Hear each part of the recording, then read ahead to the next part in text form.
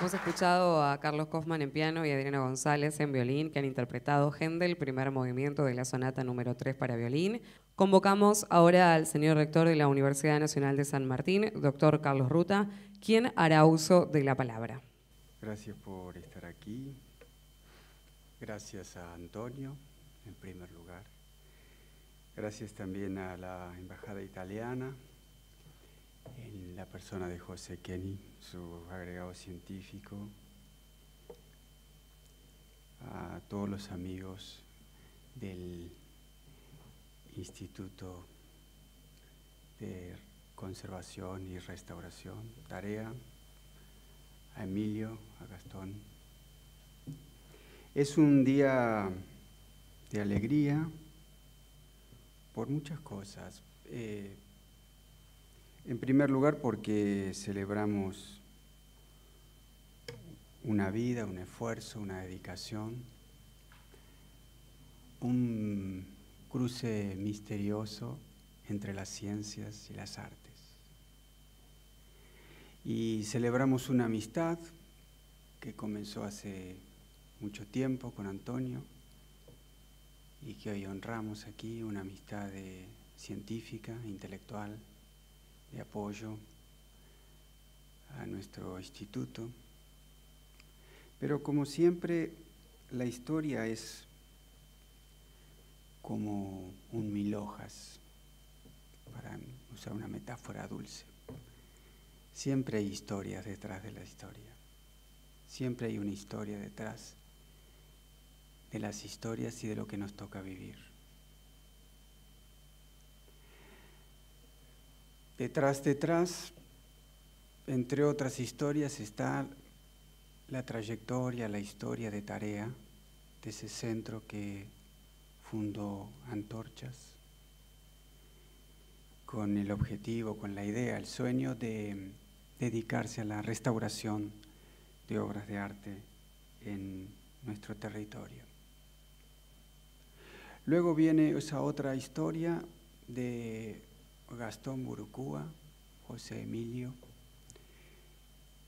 viniéndome a ver allá hace muchos años, no sé cuántos, más de 10. Yo era decano de Humanidades. Y contarme que existía este taller que yo no conocía, nunca lo había visitado, y que ese taller estaba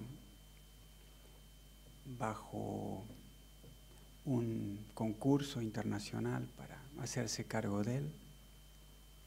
Lo fuimos a visitar, estaba impecable, hacía un año cerrado, pero impecable. Y en ese momento tuve la sensación de la desmesura, de que algo nos excedía y que tocábamos ahí como algo que era muy, muy distante, lejano, muy grande para nosotros que éramos muy pequeños, como escuela e incluso como universidad. Pero comenzamos de la mano de Gastón una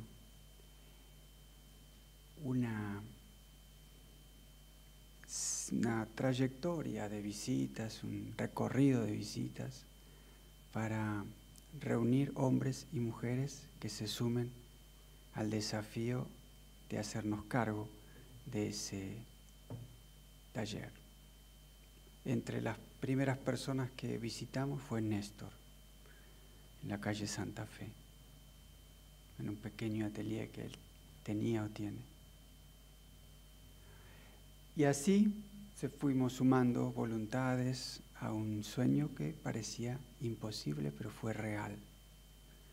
Ese concurso se ganó, sobre todo porque había un proyecto y porque las personas que se iban a hacer cargo de él tenían también detrás de ellos historias, trayectorias de vida, el prestigio de sus manos. Y hoy estamos aquí celebrando en la persona de Antonio todo eso, y más aún celebrando algo que fue parte de ese sueño, y es crear las condiciones para que en ese lugar puedan encontrarse las ciencias, las artes, las ciencias del espíritu, para decirlo en terminología alemana. Y lo que a mí me toca hoy no es hacer la laudatio, es decir, hacer un raconto de los méritos de Antonio, sino lo que quería hacer hoy aquí es hablarles desde el corazón, porque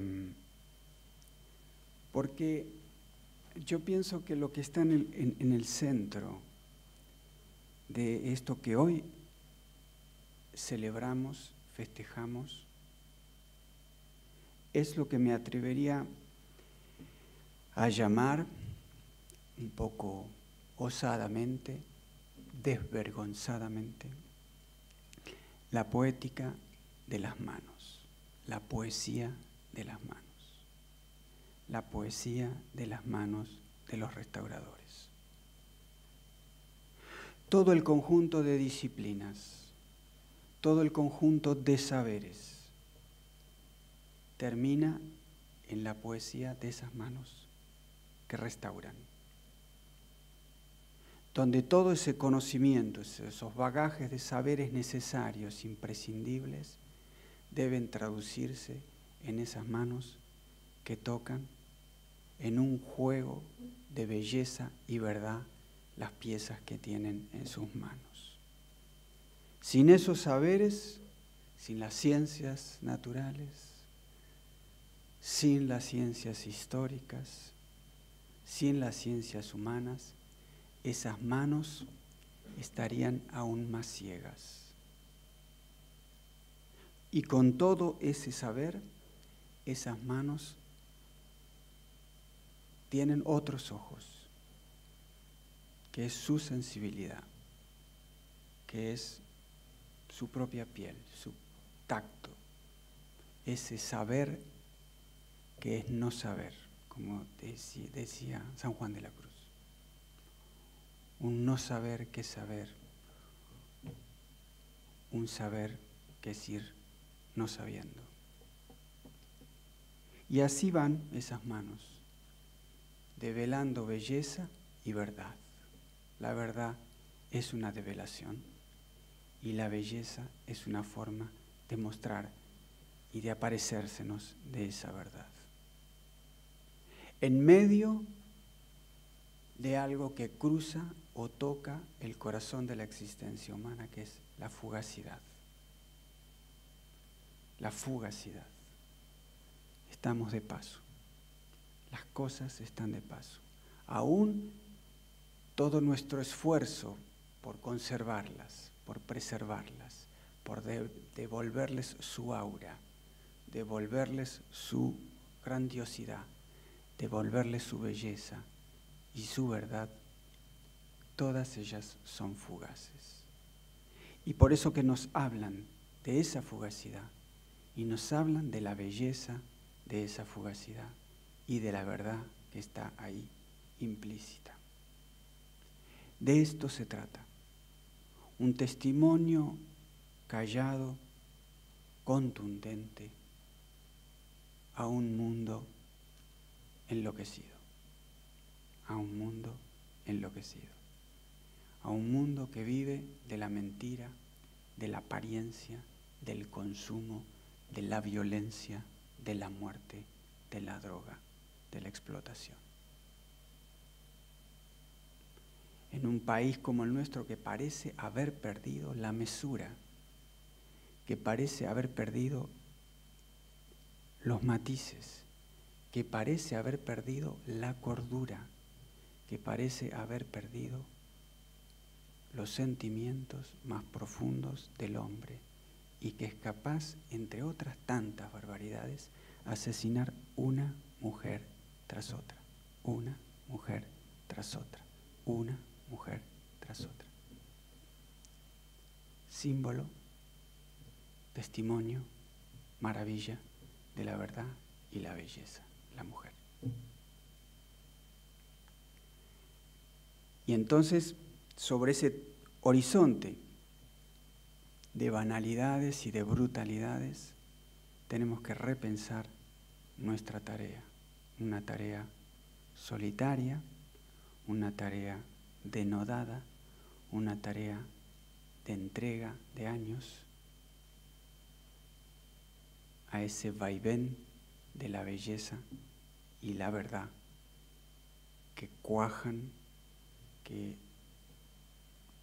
sacan a luz las manos del restaurador y que pueden sacarla a la luz porque hay hombres y mujeres que entregaron su vida a darle ojos a esas manos, con la historia, con la química, con la física, con todas las disciplinas auxiliares. Y también es eso, o es ello, un ejercicio de humildad para el saber, porque toda esa potencia de la inteligencia humana en la química, en la física, en la historia, termina en unas pobres manos, sin las cuales no se podría restaurar nada, no se podría devolver a su belleza y a su verdad nada. Unas pobres manos sin ojos, frágiles, muy frágiles. Eso es el misterio en lo que estamos, maravilla de la restauración. Y como ante tantos sabios que hay aquí delante mío, poco es lo que puedo decir, se me ocurrió que como homenaje leerles y comentarles algunos trozos de un poema que vengo pensando hace mucho tiempo, o en los últimos tiempos, de un gran poeta que fue Rainer Maria Rilke. De la última etapa de su vida, de las elegías de Duino, una obra que comenzó a escribir cuando estaba comenzando o por comenzar la Primera Guerra Mundial. Lo sacude esa experiencia, está 10 años sin poder escribir nada, solo una o dos elegías y algún borrador. Y luego, cuando encuentra un momento de paz, 10 años después, en una semana escribe todo el libro.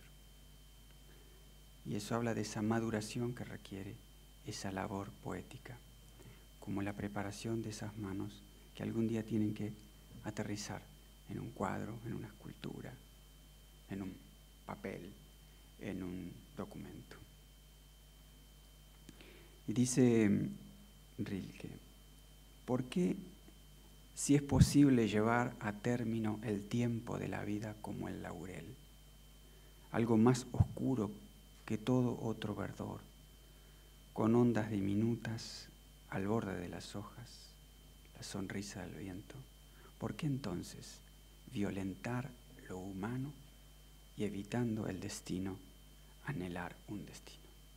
¿Por qué los hombres anhelamos un destino más allá del destino cotidiano que nos toca?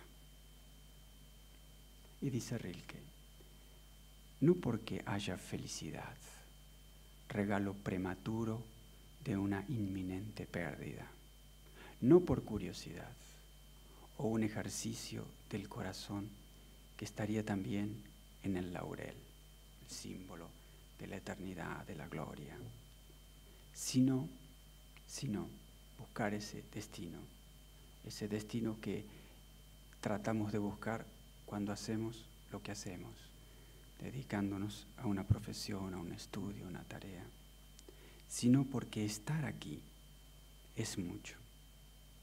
Y porque en apariencia todo lo de aquí nos necesita. Todo lo de aquí nos necesita. Esto tan fugitivo que extrañamente nos concierne. A nosotros, que somos aún más fugitivos. Una vez, cada cosa, solo una vez. Una vez y nada más. Y nosotros también, una vez, nunca más.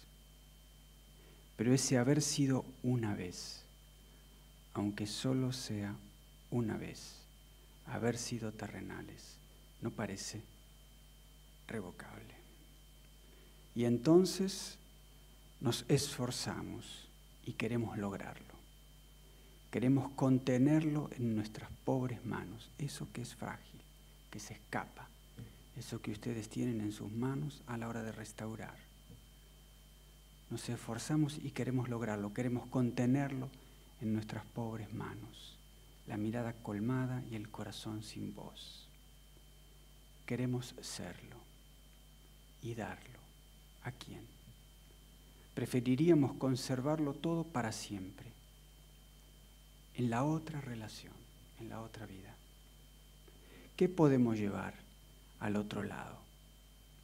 Ni lo que hemos mirado, ni lo que hemos aprendido lentamente. Nada de lo vivido, nada. Sí, los dolores y sobre todo la larga vivencia del amor. Sí, lo inexpresable. Y más tarde, bajo las estrellas, ¿qué más? Si ellas son de tal modo inexpresables. Porque tampoco el caminante lleva de la quiebra del monte hasta los valles un puñado de tierra inexpresable. ¿Qué lleva el leñador? Sino solo la palabra adquirida, pura, la genciana amarilla y azul. Y aquí está quizá la clave para la tarea de ustedes, para la tarea de cada uno de nosotros, incluso para las tareas de esas manos. Estamos aquí para decir casa, puente, pozo, puerta, cántaro, árbol, ventana, a lo sumo columna, torre, para decir, entiéndelo, para decirlo de tal modo como las cosas mismas nunca creyeron ser con tanta intensidad. No es una secreta astucia de esta tierra callada forzar a los amantes a que en su sentimiento cada cosa llegue a alcanzar el éxtasis, umbral, que supone para los amantes desgastar un poco el umbral de su puerta, más viejo que ellos mismos, después de tantos que han pasado por él y que vendrán. Aquí está el tiempo de lo decible, aquí su patria. Habla y confiesa, más que nunca se hunden las cosas y desaparecen, las cosas que vivimos, porque eso que las empuja y desplaza es un hacer sin imagen. Esta me parece que es la mejor forma de honrar la tarea de todas las cosas que ustedes hacen.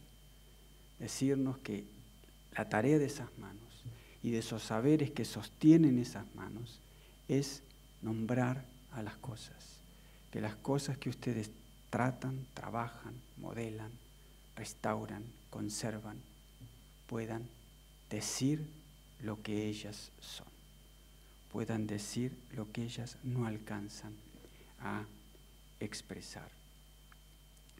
¿Y qué es lo que sostiene todo esto? Y termina diciendo, y con esto termina diciendo Rilke, tierra, ¿no es eso lo que quieres? Invisible, resurgir en nosotros. ¿No es tu sueño hacerte alguna vez invisible? La tierra invisible. ¿Qué es sino transformación, tu apremiante mensaje?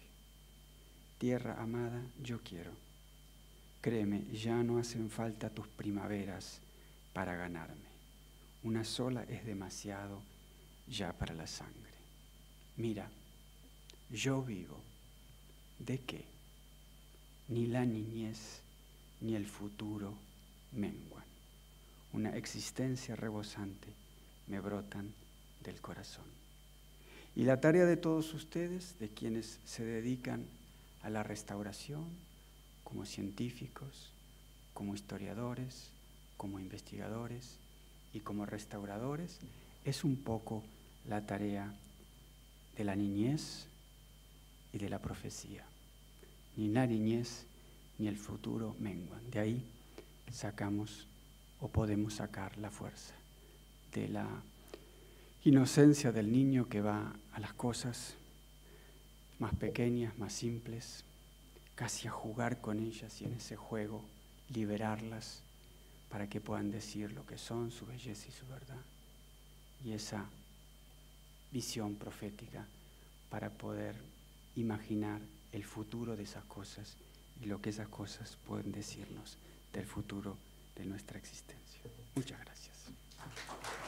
A continuación, el profesor José Emilio Burucúa, quien impartirá la laudatio. Suele decirse en tales ocasiones que el tiempo disponible no alcanza a la hora de dar cuenta de los trabajos científicos, de las publicaciones, de los proyectos, de las actividades en beneficio del saber humano. Creo que pocas veces ha sido esta afirmación más auténtica que en el caso del profesor Antonio Sgamelotti.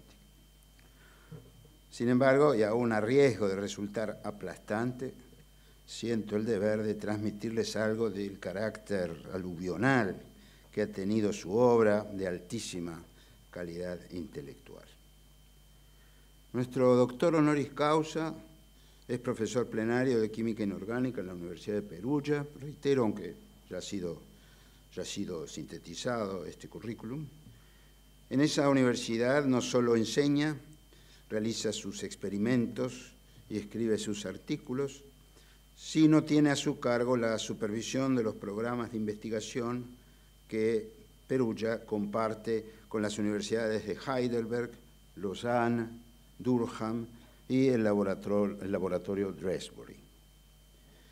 Así ha ocurrido que su participación en el estudio de los efectos relativistas en la física y la química de los elementos pesados resultó decisiva. Lo mismo sucedió en el campo de la aplicación de la computación avanzada al análisis de los procesos químicos y de las propiedades electrónicas y estructurales de moléculas de sustancias inorgánicas complejas. Sus hallazgos acerca de las propiedades del carbono en los nanotubos de ese elemento lo condujeron al campo de la química orgánica y es probable que haya sido la vía por la que a partir de 2007 Antonio se orientó decididamente hacia la investigación sistemática de minerales, pigmentos y otros materiales usados en las técnicas pictóricas y escultóricas de la tradición europea. Su especialidad, según ya ha sido realzado, es el dominio de los procedimientos mínimamente o directamente nada invasivos de análisis de los componentes físico-químicos en las obras de las artes plásticas, es decir, la difracción de rayos X, la resonancia magnética nuclear, la dispersión inelástica de luz monocromática, sobre todo láser, en los rangos visibles próximos al infrarrojo y al ultravioleta, que produce los espectrogramas Raman y permite determinar las sustancias usadas en la pintura y la escultura con una precisión varias veces mayor a la de la espectrografía infrarroja.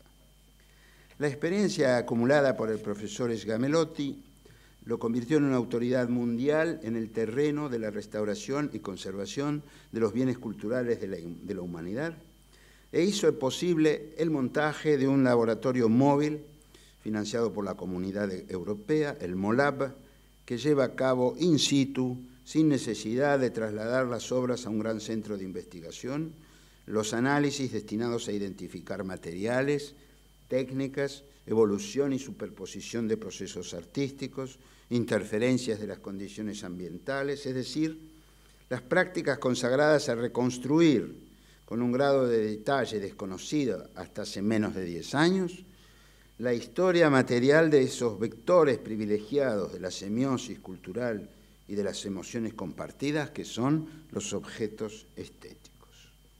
Que sea así uno de los miembros conspicuos de la Academia del Lincei no ha de sorprendernos.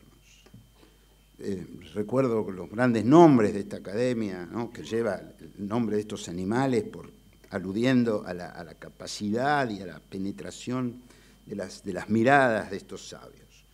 el señor Chesi, que es el que da forma a la academia, el gran Casiano del Pozzo, historiador del arte, coleccionista, nada menos que Galilei. Y les recuerdo también que, y en este sentido creo que Antonio reproduce esos vínculos, fue la Academia del Lincei la que publicó buena parte de las informaciones y de los estudios sobre los objetos que la expedición del doctor Francisco Hernández llevó consigo desde México, la Nueva España, al Escorial, y que muchos de ellos se encontraron más tarde en posesión de la Academia. Galileo participó en estos estudios y finalmente se publicó una joya de la primera, podríamos decir, investigación arqueológica y material de esos objetos, que fue el Thesaurus Mexicanus, a cargo de la Academia del Lincei. Me acabo de enterar además que hoy mismo él tendría que haberse incorporado a otra gran institución de este tipo, que es la Academia delle Arti del Disegno, fundada por el Gran Duque Cosimo de Medici, no recuerdo bien la fecha, pero debe ser en los años 60 del siglo XVI, y cuyos estatutos fueron redactados nada menos que por Vasari. Claro que nuestro homenajeado se inserta, así lo vemos claro, en una de las tradiciones más robustas de la teoría y la praxis de la restauración-conservación, probablemente la más vieja de la historia, esto es, la escuela italiana, venida de muy lejos, al punto de que debamos identificar su punto de partida moderno, porque hay otro aún más remoto, auténtico, en el proyecto de Augusto de la Roma restaurata, pero en el mundo moderno el punto inicial fue el gran programa que dirigió Rafael Sanzio, por encargo del Papa León X, destinado a preservar los monumentos y restos arqueológicos de la antigüedad en la ciudad de Pedro y los estados pontificios. En 1588, el gran duque Fernando de Medici fundó el primer organismo oficial del mundo, encargado de la preservación de los tesoros artísticos en un estado moderno, la Toscana en este caso. Y me refiero al Opificio delle Pietre Dure, que es todavía lugar de peregrinaje para quienes se dedican a nuestros oficios. Imagínense, es como si tuviésemos a mano una tarea, un instituto de 428 años de existencia. Luigi Antonio Lanzi, historiador especialista en las artes plásticas del Renacimiento y del Barroco a fines del 700, quizá el primer museólogo de la historia, tal cual nos lo muestra un artículo reciente de Dolores González Pondal, una de las investigadoras de nuestro instituto, y los grandes arqueólogos que trabajaron en Pompeya, Herculano, o los yacimientos etruscos en Toscana desde 1850 hasta 1950, pienso en Giuseppe Fiorelli o Amedeo Maiuri, fueron figuras que consolidaron la hegemonía italiana en la ciencia, la reflexión histórica y los saberes prácticos del restauro. Pero no hay duda de que la línea se fortaleció y confirmó su supremacía gracias a la obra inmensa de Cesare Brandi, quien en los años de la inmediata posguerra expuso los principios básicos de una teoría de la restauración que sigue siendo la nuestra. Primero, recuperación de los aspectos materiales de la obra de arte, a partir de los cuales la cultura edificó sus significados. Así con Brandi, el análisis químico de las materialidades se colocó en el centro de la escena. Segundo, respeto hacia la unidad potencial de la pieza. Tercero, preservación de las marcas que el tiempo ha dejado en ella. De ahí la invención técnica del tratteggio, que hoy es casi un ritual sacrosanto de los restauradores. 4. Análisis histórico de las condiciones de su producción, permanencia, conocimiento y reproducción. Y 5, una fórmula de síntesis que podría ser preservar máxime, restaurar mínime. Ahora, ¿cómo distinguimos a Antonio Sgamelotti en este panorama? Me animo a decir que ha sido la física teórica e instrumental, nada menos que la relativística y la cuántica, La ciencia que Antonio ha incorporado de lleno en lo que va de este siglo a la investigación básica de los procedimientos de conservación. Procedimientos no invasivos de la obra de que se trate, que se apoyan en la integración de la física de vanguardia en la teoría y la práctica del restauro. Pero hay otro elemento fundamental que debemos al genio y la cultura humanista de nuestro amigo. Él no ha dejado de ocuparse desde su cátedra en Perugia, o merced a su familiaridad con los trabajos del Opificio delle Pietredure, o a la codirección del Molab, de las obras maestras inigualables del medioevo europeo y el Renacimiento italiano. Pongo unos pocos ejemplos. El libro de Kells en el Trinity College de Dublín, la Madonna dei Cherubini de Mantegna en la Pinacoteca Cabrera, la Pala Baglioni de Rafael en la Galería Borghese. Pero ha sido su pasión por el arte del siglo XX un factor decisivo en un ensanchamiento inédito de la restauración-conservación hacia el arte de los modernos, como Munch, Picasso, Mondrian, Rothko, Burri y Jackson Pollock, un campo en el que nadie se había aventurado como él y sus colegas del Molab lo han hecho. Antonio ha ido más allá de los propósitos enunciados en la célebre Carta Italiana del Restauro del 6 de abril de 1972. Es impresionante todo lo nuevo que hemos incorporado a la historiografía del arte occidental gracias a estas empresas acometidas por el doctor de la UNSAM. Diría que hay un antes y un después de Gamelotti en nuestras disciplinas. Y me quedaría por agregar una sola cosa, fundamental. Mencionar, era lo que ya ha aludido el rector, mencionar la bonitas animi. No hay una herramienta que pueda medirla, que se desprende con espontaneidad, con la graciosísima gracia que Vasari adjudicó a Leonardo, de todos los actos realizados por Antonio en su existencia cotidiana. Desde los más pequeños, como examinar y acoger las experiencias de taller, hasta trazar y concretar planes complicados de colaboración académica, sinceramente únicos en el mundo.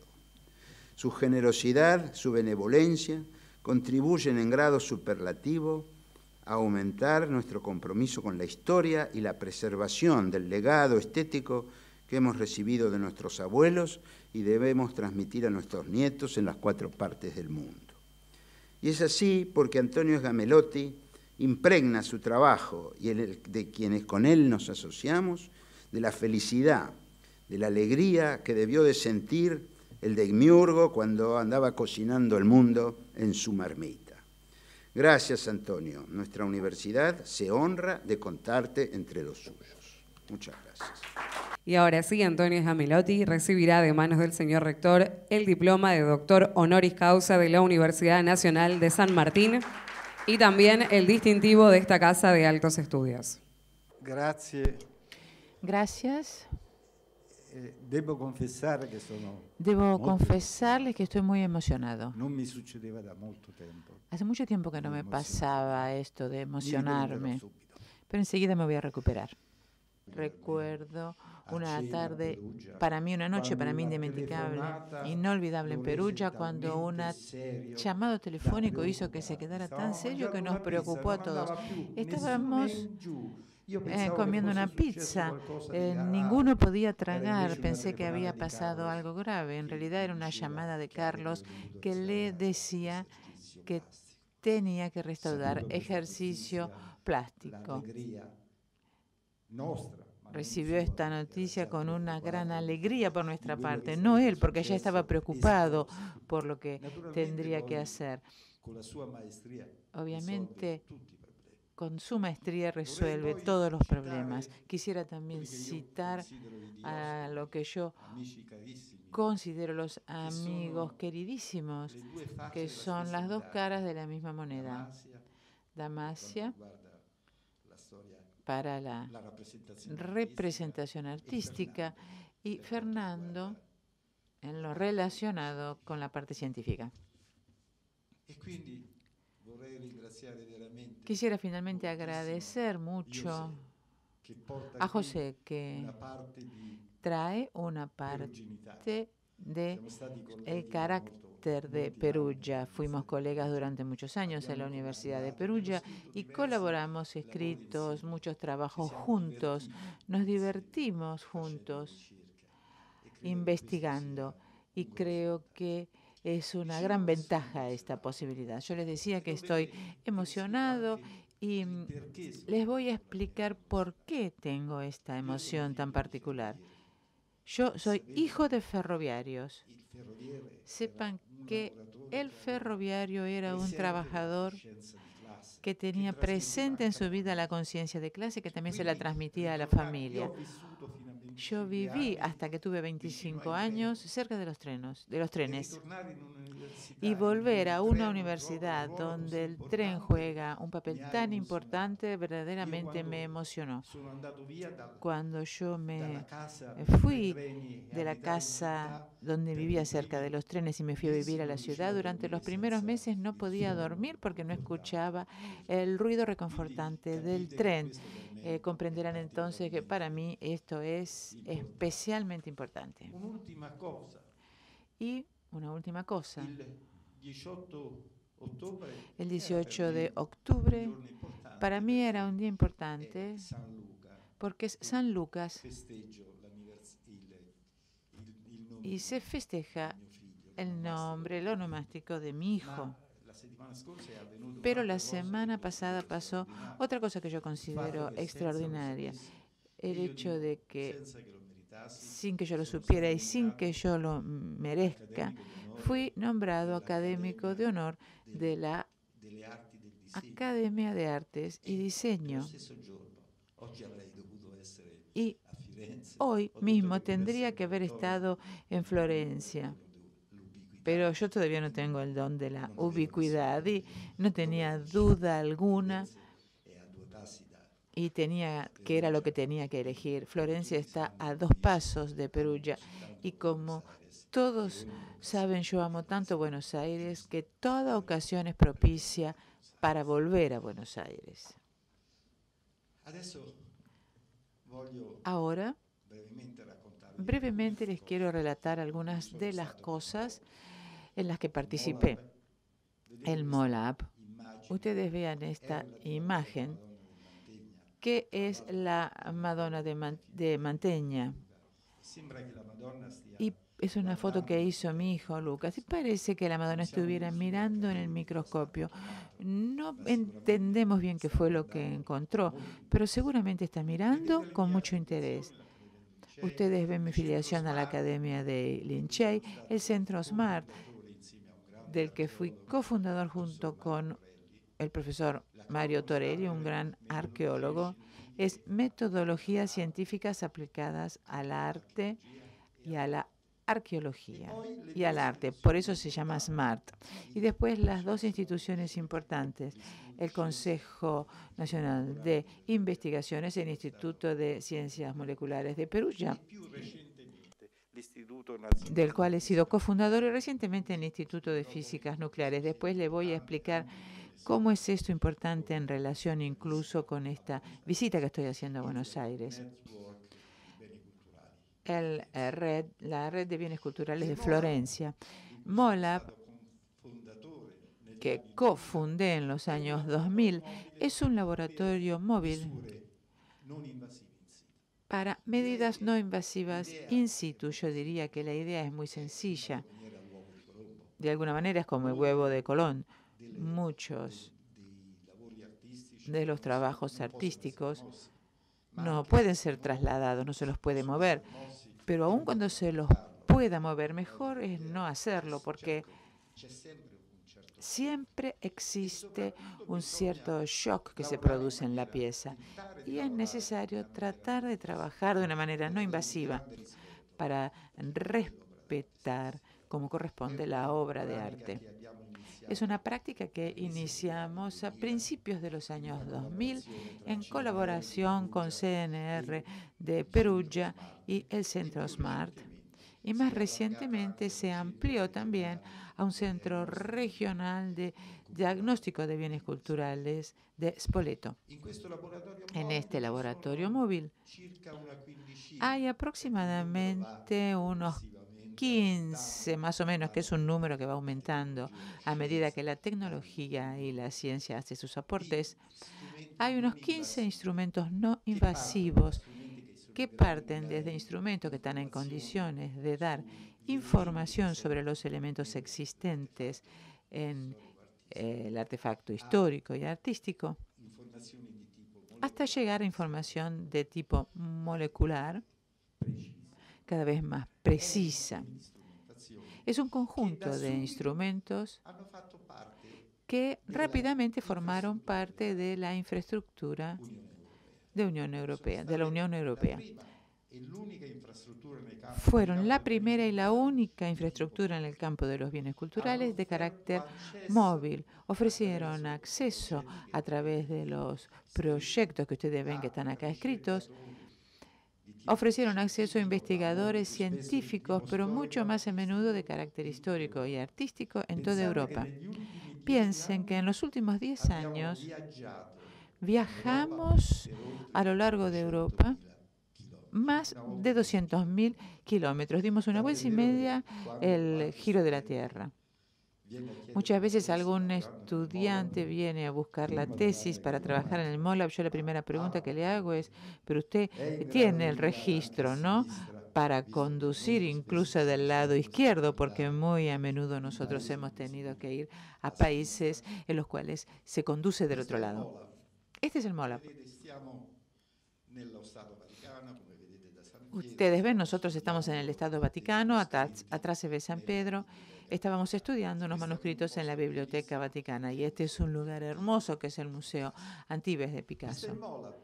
Este es el MOLAB. Los instrumentos están en esas cajas negras y MOLAB está listo para partir. ¿Para ir dónde? A los museos, justamente.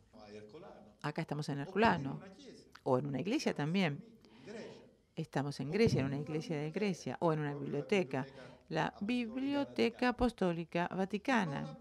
MOLAB es un conjunto de instrumentos con un enfoque integral. Observen acá, estamos trabajando simultáneamente con distintos instrumentos en el Trinity College de Dublín, sobre un manuscrito que, como ya se ha dicho, es de lo que se podría decir la Gioconda de los manuscritos. Y el enfoque parte de un enfoque no invasivo siempre, pero llega a profundizar según los resultados que se obtienen de manera molecular. Todos los datos son luego recogidos en un programa trabajado específicamente para el MOLAB. Acá se recogen los datos correspondientes a los girasoles de Van Gogh. Y aquí algunos de los grandes artistas del pasado que hemos estudiado. Tengo que confesar que cuando veo esta lista, yo también me quedo un poco sorprendido, porque a lo largo de los años olvidé algunas cosas y siempre me pregunto, todavía hay mucho por hacer. Pero como les dije, yo estoy muy interesado porque desde el punto de vista de los materiales se presentan desafíos muy interesantes. Y también están los materiales utilizados por los artistas modernos y contemporáneos que presentan sus desafíos. Acá también hay una lista de pintores cuyas obras hemos estudiado. Las esculturas. Las esculturas fue menos lo que estudiamos en esculturas, porque de alguna manera nosotros estamos más interesados en superficies pintadas, pero algunos de estos escultores, empezando precisamente por el David de Miguel Ángel, son especialmente importantes.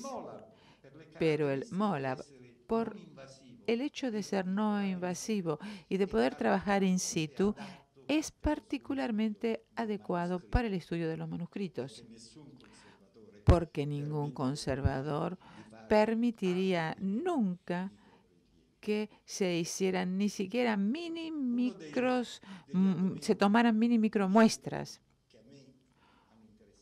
Uno de los aspectos de investigación que me interesó más es el estudio de los manuscritos mexicanos Ferenc Fanch. Yo no sabía, pero hay cientos de miles de manuscritos que hay en el mundo, casi todos en Europa, excepto alguna parte que está en el Museo Arqueológico de México, solo 15 o 16. Y de este corpus tan limitado, nosotros ya estudiamos 11 en distintos museos del mundo. O sea que esto es algo excepcional.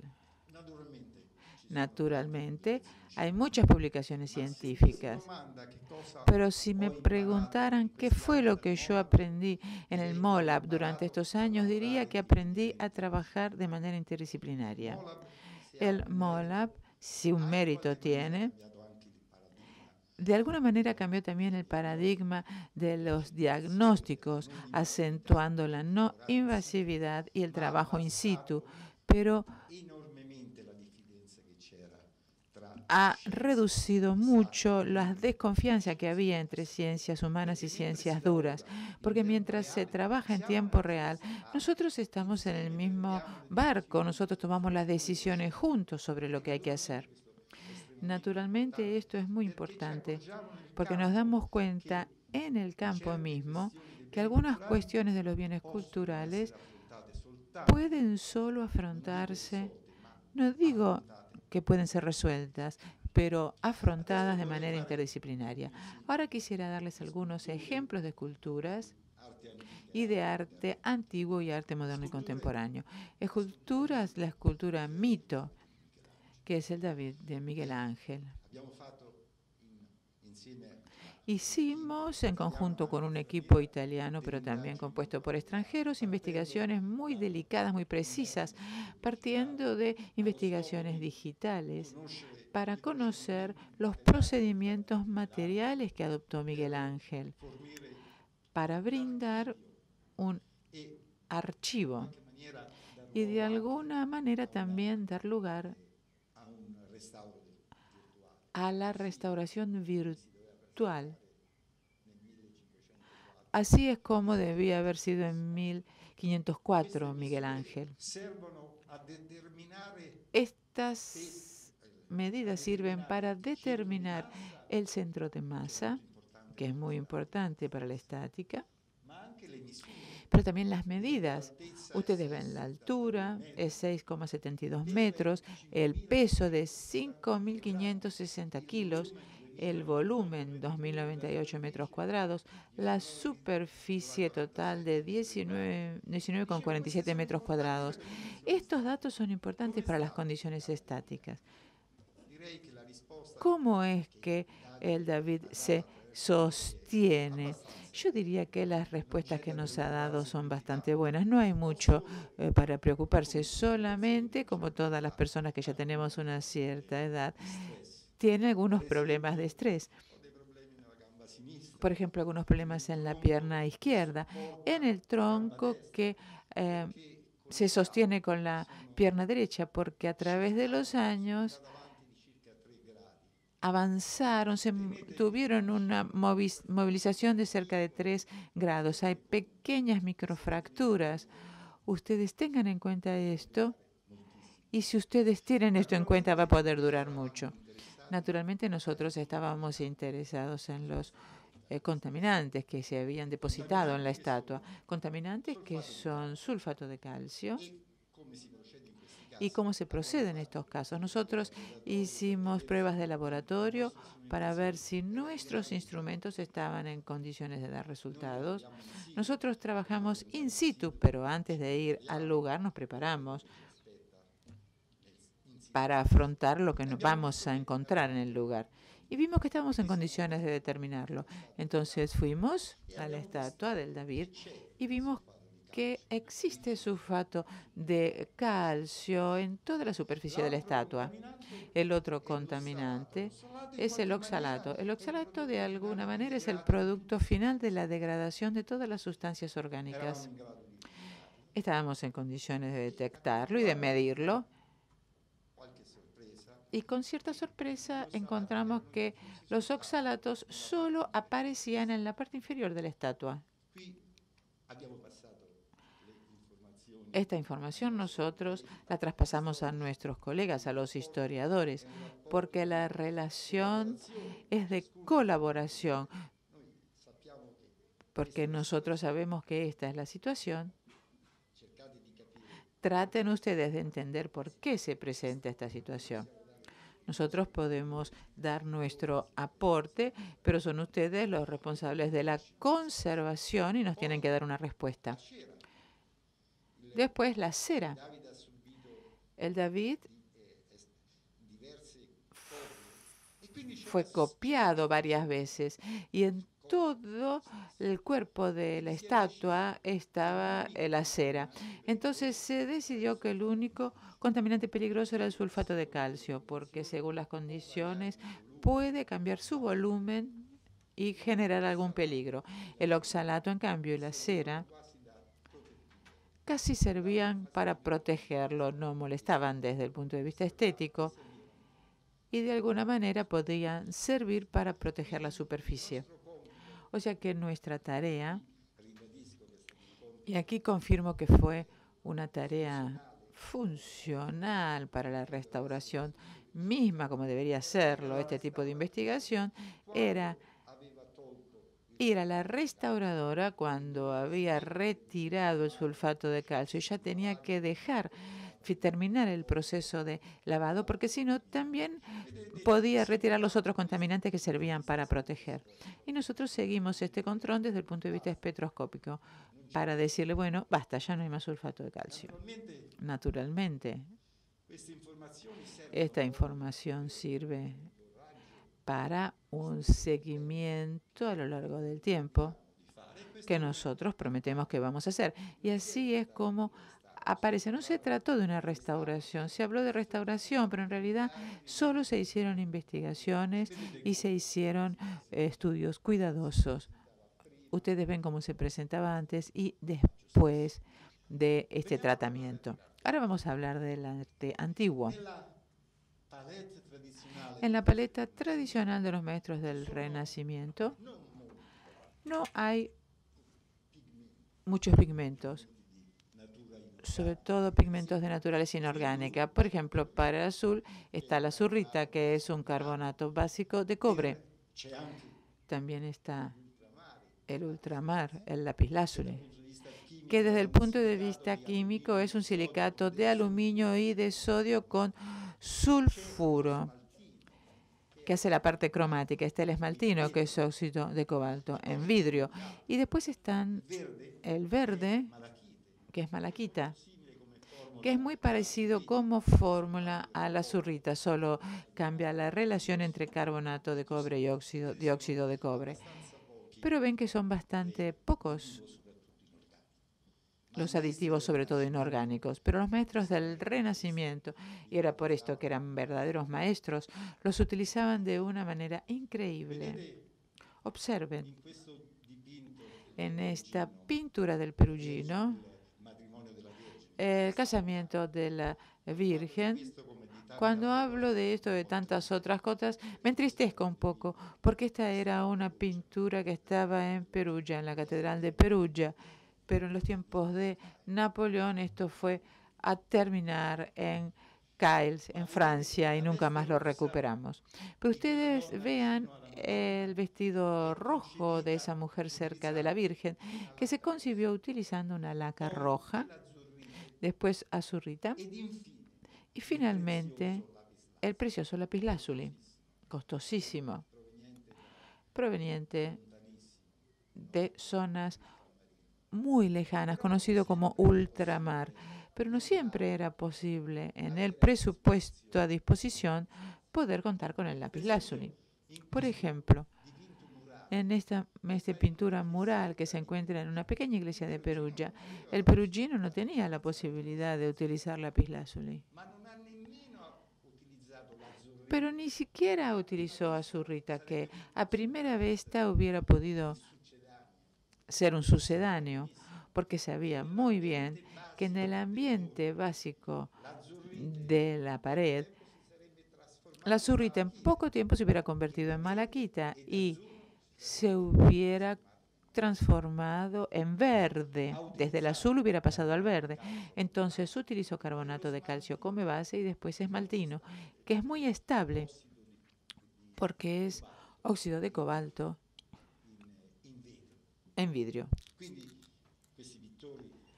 Estos pintores, estos grandes pintores del Renacimiento, no solo conocían los materiales, sino que además sabían cómo utilizarlos y cómo estos materiales se transformarían a lo largo del tiempo.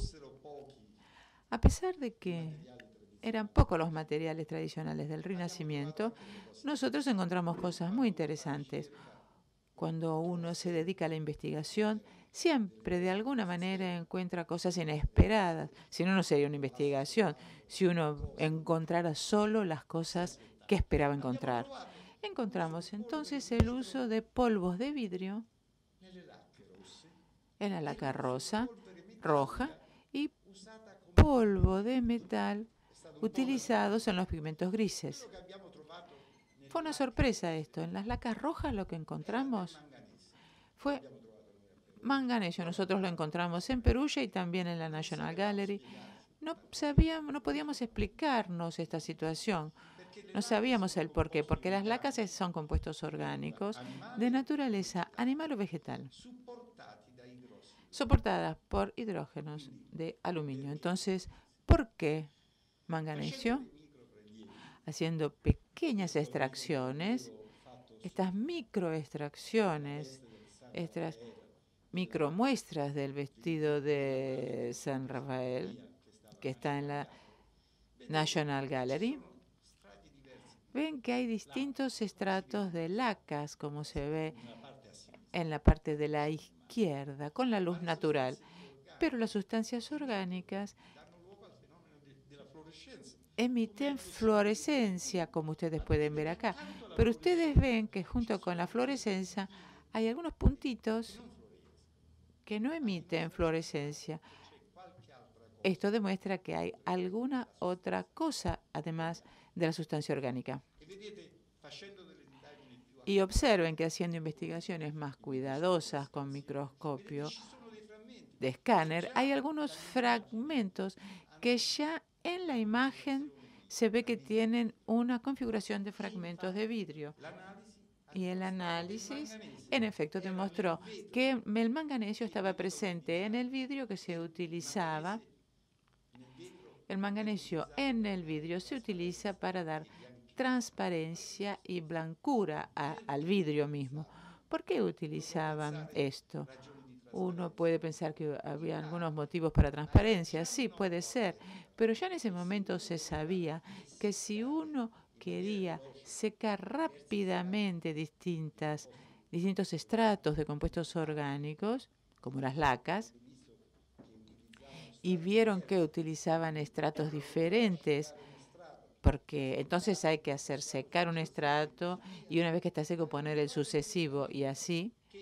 Pero habían descubierto empíricamente que el vidrio facilitaba, eso aparecía ya en algunos manuales de la época, que el vidrio facilitaba el secado. Entonces, en términos químicos, diríamos que era precisamente el manganesio que cataliza el proceso de secado. Esto es un descubrimiento del Perugino y de sus alumnos, de Rafael. Rafael usaba pedazos de vidrio incoloro más grandes, por eso son más visibles.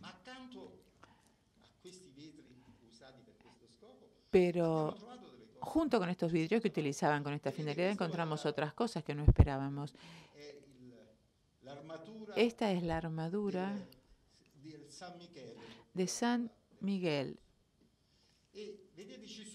de la Certosa. Ustedes ven que acá hay unos puntitos que están constituidos por partículas de bronce, casi como queriendo demostrar que por tener que ser de bronce la armadura, también había un justificativo para poner bronce en la pintura, con un alto contenido de estaño, que se utilizaba muchas veces para las campanas tienen un contenido de estaño que va del 35 hasta el 40%, mientras que los bronces de las estatuas tienen estaño hasta un 15%. O sea que es un poco como para querer decir, ¿es una armadura? Entonces voy a poner algo que pueda recordar el material. Es un proceso que después hicieron los cubistas poniendo materiales reales en sus pinturas. Pero no solamente eso, también Rafael utilizó en algunos casos el bismuto.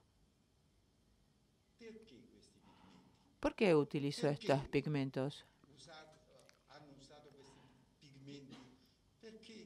Porque daban tonalidades diferentes a los grises. Ven como el sulfuro de plomo, el estaño, el bismuto, el sulfuro de antimonio.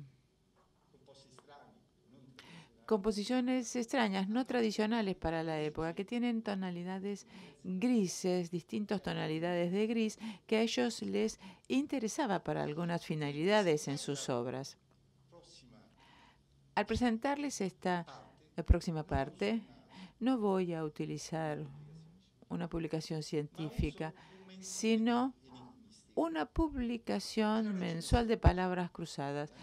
Y el motivo es que mi secretaria estaba haciendo crucigramas cuando Brunetta era ministro y decía que los empleados estatales no hacían nada. Sí, no hacían nada en su casa, pero no durante las horas de trabajo. Y cuando estaba haciendo las palabras cruzadas, hay alguna información curiosa. Desde Sydney, grandes australianos y grandes bebedores de cerveza utilizaban los fermentos para obtener energía. En España, Madrid, usaban las ruedas de los autos para asfaltar los caminos. En Nueva York, considerando que había cambiado el concepto de las palabrotas, ya no había muchas palabrotas para usar. Pero la noticia más curiosa es la que tenía que ver con Perugia, que decía de una manera perfectamente correcta del nacimiento del MOLAP e incorporaba lo que es el argumento que les voy a tratar ahora. Gracias a sus servicios fue posible someter a investigaciones a la Virgen de las Rocas de Leonardo y descubrir que por debajo de la pintura hay un dibujo preparatorio distinto del que después se realizó en el cuadro. La manera de analizar desde el punto de vista científico el dibujo preparatorio en las pinturas es la reflectografía infrarroja, que es una imagen bajo infrarrojo que funciona de una manera sencilla. La radiación infrarroja se refleja desde el fondo de la pintura, carbonato de calcio, sulfato de bario, mientras que el diseño preparatorio, que es la primera imagen que esbozó el pintor para después proceder, se hace con carbonilla que absorbe la radiación infrarroja, y esta diferencia de reflectividad permite que salga a la luz el dibujo borrador, la base, el dibujo base, que después lo podemos comparar con la pintura que finalmente se realizó y podemos ver cuáles fueron las variaciones, qué modificaciones se hicieron.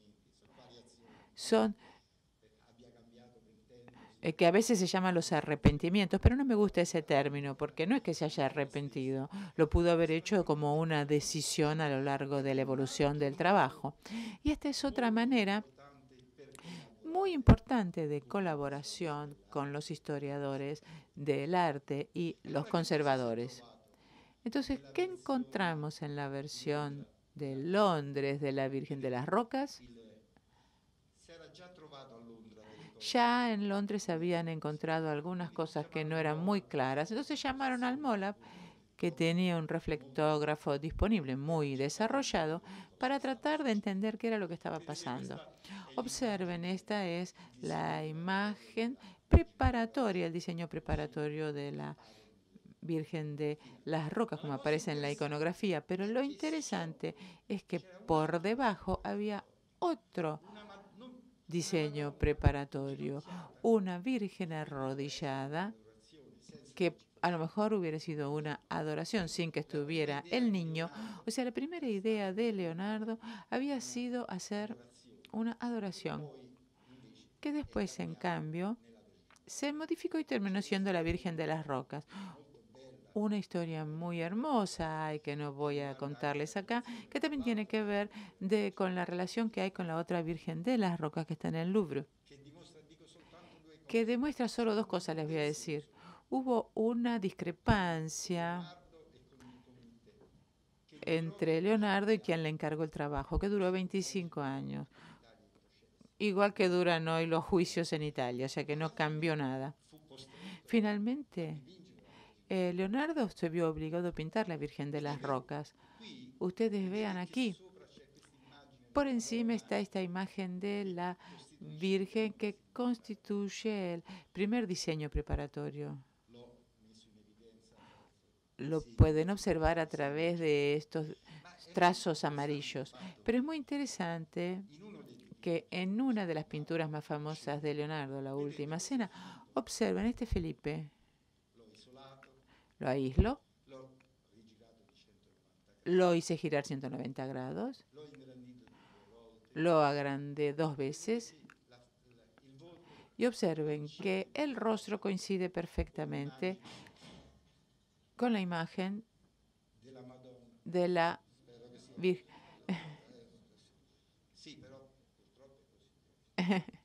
Espero que observen que coincide exactamente con el rostro de la Virgen de las Rocas. Obviamente, entonces utilizó la misma base que había utilizado, lo usó para Felipe. Y vamos ahora al arte moderno y contemporáneo. Una de las pinturas emblemáticas es el Victory Boogie Woogie de Mondrian. En los últimos 4 años solamente trabajó en 2 pinturas. El Boogie Boogie, que está en el MoMA de New York, y en los últimos 2 años trabajó en esta pintura, que no terminó. Quería que fuera perfecto desde todos los puntos de vista y no llegó a terminarla. Observen, el Moab acá en esta imagen nos dice que estamos en el Museo de La Haya, donde se conserva la pintura. Nosotros trabajamos frente al público y esto también es muy interesante porque se hacen los trabajos frente al público mismo. Parece una pintura muy sencilla. Figuras simples, rectángulos, cuadrados, rombos con pocos colores, blanco, rojo, amarillo, azul. En realidad, es mucho más complejo de lo que parece. Acá estoy considerando el rectángulo 239. Naturalmente hemos tenido que enumerar los 500 y pico de pequeños elementos, porque si no nos hubiéramos perdido. Entonces, a primera vista, inclusive bajo el microscopio, parece bastante homogéneo. En realidad, ya la fluorescencia nos permite ver que hay por lo menos 3 componentes materiales diferentes. Una componente con fluorescencia gris, que lo llamé B, una con fluorescencia amarilla, que llamé A, y el fondo azul. Ustedes observan que lo que parecía tan simple en realidad es mucho más complejo. ¿A qué se debe el blanco? Aquí están las investigaciones elementares. Se debe al dióxido de titanio, al sulfuro de bario, que fue confirmado también por análisis moleculares, y la presencia de zinc, que como veremos puede ser sulfuro de zinc u óxido de zinc. No solo esto, observen que los puntos XRF, en lo que tiene que ver por el zinc y el bario, están con una concentración constante. mientras que el otro elemento tiene puntos en dos rectas diferentes. Y los puntos en la recta más baja, que corresponden a una concentración mayor de titanio, se encuentran en la zona de fluorescencia que llamé B, la de fluorescencia azul. El zinc, acá tuvimos que recurrir a otra técnica. El zinc tiene fluorescencias diferentes.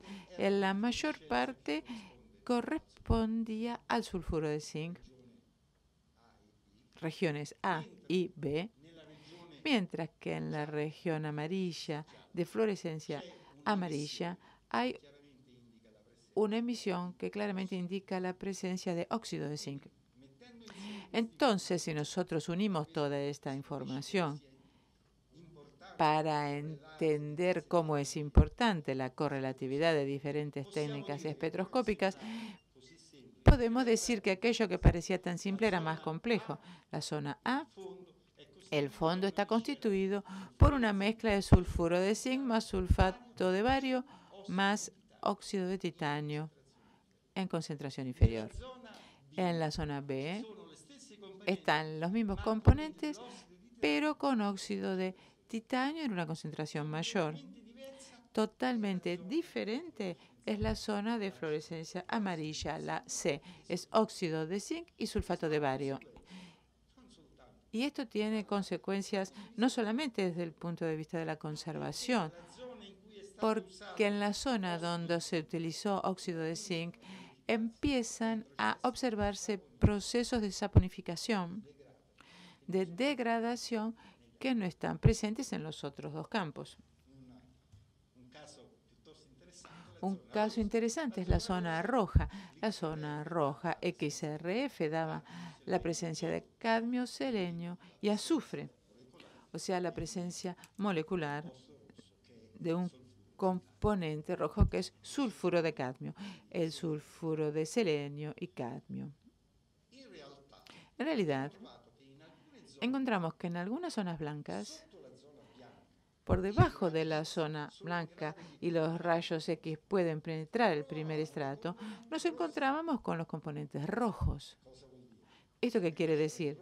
Que antes era de color rojo y que por algún motivo estético, durante el proceso de creación cambió este color. Ahí está el color blanco, pero antes estaba el rojo, lo sabemos por nuestras investigaciones. O sea, de manera no invasiva, trabajando con los restauradores, podíamos obtener información incluso sobre el procedimiento de construcción de esta gran pintura. Ahora voy a la última parte y ya termino.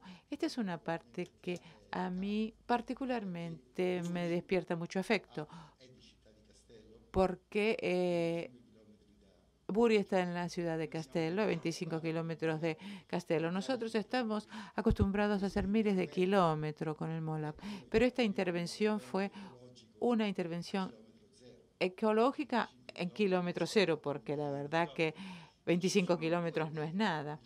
Y hay dos hermosísimos museos, un museo en Palazzo Albizzini, en Città di Castello, y quiero mostrarles cómo Buri, que es un maestro del uso de los materiales, los usaba de una manera magistral. Observen esta parte rosada en esta pequeña pintura, que es Catrame de 1949. La componente central es un material pobre, arcilla, óxido de hierro, que da este color rosado, pero con el agregado de otros componentes. Por ejemplo, esta componente que tiene ese amarillo rosado, hay una componente de silicio, porque mientras en la componente más marrón había mezclado carbonato de calcio, yeso y caolín. El caolín falta, en cambio, en esta zona más amarillenta. Naturalmente, estas son consideraciones que el autor conocía muy bien porque hizo las mezclas de manera magistral. Un caso interesante es esta pequeña pintura blanca. Hay zonas más rugosas y zonas más o menos claras desde el punto de vista de la tonalidad. La pregunta obvia es, dependen de la composición Y la respuesta, naturalmente, también obvia, es sí. En las zonas más rugosas y más amarillentas, usó carbonato de calcio y sulfato de bario, junto con algunos ligantes que contenían un componente proteico, probablemente huevo, mientras que en la parte más clara, más blanca y menos rugosa, utilizó óxido de zinc y PVA, que es un ligante polivinílico, que es lo que normalmente se conoce como vinavil, muy común. Pero que Burri también, esto es muy interesante, utilizaba ya en 1948, cuando este producto no se utilizaba, se lo conocía, sí, pero no se lo utilizaba como material artístico. En los Estados Unidos sí se lo utilizaba. Y entonces esto también nos da información con respecto al intercambio que había. Naturalmente esto es importante desde el punto de vista de la conservación. No es una conservación solo superficial, porque donde usó óxido de zinc hay proceso de saponificación una vez más. Entonces, en una pintura tan pequeña, es necesario hacer tratamientos diversos según el material utilizado al momento de la creación. Los últimos 2 minutos los voy a dedicar a un tema que tiene que ver siempre con Burri, pero en otro gran museo, que son los antiguos secaderos que contienen una serie de pinturas de Burri de los últimos años. Lo que les mostré hasta ahora tiene que ver con información y con investigaciones puntuales. Estudiamos algunos puntos. Podemos estudiar todos los puntos que queremos porque trabajamos de manera no invasiva, pero son técnicas puntuales. Cómo está evolucionando este diagnóstico, utilizando técnicas multiespectrales, donde en lugar de hacer un espectro en un punto, se hace una cantidad mucho más grande. Y estas técnicas ya están en uso y están disponibles para la fluorescencia de rayos X, o sea que se pueden hacer mapas de los elementos. Pero además de la información obtenida, es interesante tener desde el punto de vista multiespectral información molecular. Y esto es mucho más difícil de obtener. Hay 2 ejemplos solo en el mundo de intentos de hacer esto. Uno utilizando el infrarrojo en el infrarrojo cercano, que lo obtuvieron los colegas de la National Gallery de Washington. Pero el cercano al infrarrojo no contiene esta información. La información esencial está en la región del medio infrarrojo. Y nuestro intento, el único que existe en la literatura, es el de haber hecho investigaciones multiespectrales, naturalmente en colaboración, porque adoptamos un instrumento de la Bruker que se utilizaba para determinar humos y otras sustancias a la distancia. Nosotros lo adoptamos para tener información multiespectral en el medio infrarrojo. Y lo utilizamos en esta espléndida pintura de Burri, tan hermoso que el año pasado, que se recordaba el centenario de su nacimiento, se lo utilizó como el póster de Umbria Jets. Nosotros, ¿qué es lo que queremos ver? ¿Es posible realizar un mapa del ligante acrílico y vinílico que utilizaba Burri? Sí. No solo eso, también podemos tener a través del color información sobre la concentración de estos ligantes.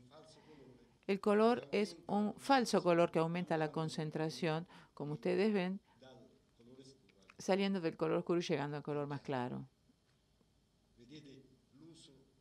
Ven el uso del vinilo con respecto al acrílico. También en este otro cuadro, en esta porción de la pintura. Pero no solamente el ligante, sino también los otros componentes que corresponden al infrarrojo y al medio infrarrojo. Por ejemplo, en esta parte amarilla. No, en esta parte verde, dice el expositor. Además del ligante, también está el yeso y una componente sincrática. Mientras que en la parte baja del verde más claro, el ligante que se utilizó es acrílico, un ligante acrílico. Y hay sulfato de bario, que como vimos es una componente blanca, utilizado para aclarar el verde. Para finalizar, les presento el grupo del MOLAB y haciéndoles ver que muchos de ustedes que lo conocen, el mosaico que tenemos dentro del Departamento de Química. Y digo, si dentro del Departamento de Química, que en el imaginario colectivo es el lugar donde se producen olores feos y se contamina, tenemos una obra de arte como esta, yo creo que los químicos estamos obligados, y probablemente esto fue un motivo por lo cual pasé de la teoría a hacer estas consideraciones sobre los bienes culturales y sobre los materiales que se usan en los bienes culturales, porque es estrictamente necesario. Solamente yo quiero agregar una cosa, solamente. Señor rector, yo no creo que esto sea una designación honorífica. Yo en la próxima conferencia voy a poner a UNSAM y a Tarea, porque yo quisiera ser considerado uno de ustedes